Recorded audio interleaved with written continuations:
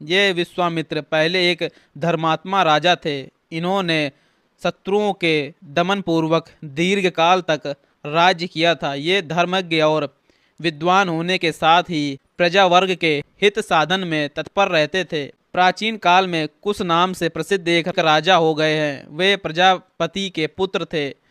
कुश के बलवान पुत्र का नाम कुशनाभ हुआ। वह बड़ा ही धर्मात्मा था।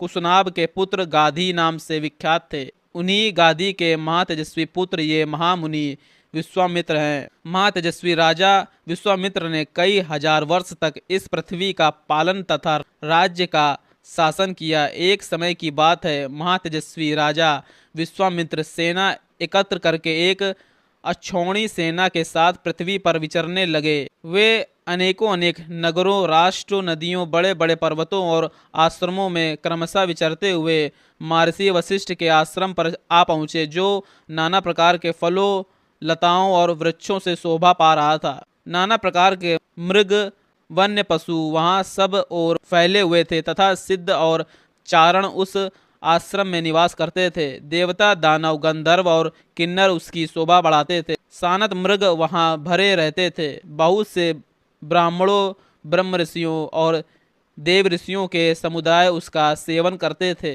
तपस्या से सिद्ध हुए अग्नि के समान तेजस्वी महात्मा तथा ब्रह्मा के समान महामहिम महात्मा सदा उस आश्रम में भरे रहते थे। उनमें से कोई जल पीकर रहता था तो कोई हवा पीकर, कितने ही महात्मा फल मूल खाकर अथवा सूखे पत्ते चबाकर रहते थे।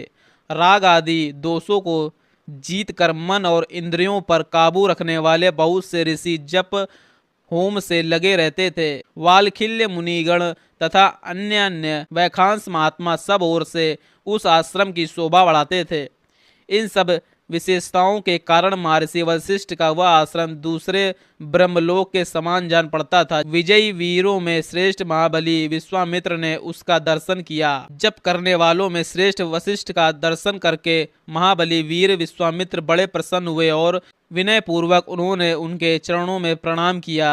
तब महात्मा वशिष्ठ ने कहा, राजन स्वागत है। ऐसा कहकर भगवान वशिष्ठ ने उन्हें बैठने के लिए आसन दिया। जब बुद्धिमान विश्वामित्र आसन पर विराजमान हुए तब मुनिवर वशिष्ठ ने उन्हें विधि पूर्वक फल मूल का उपहार अर्पण किया।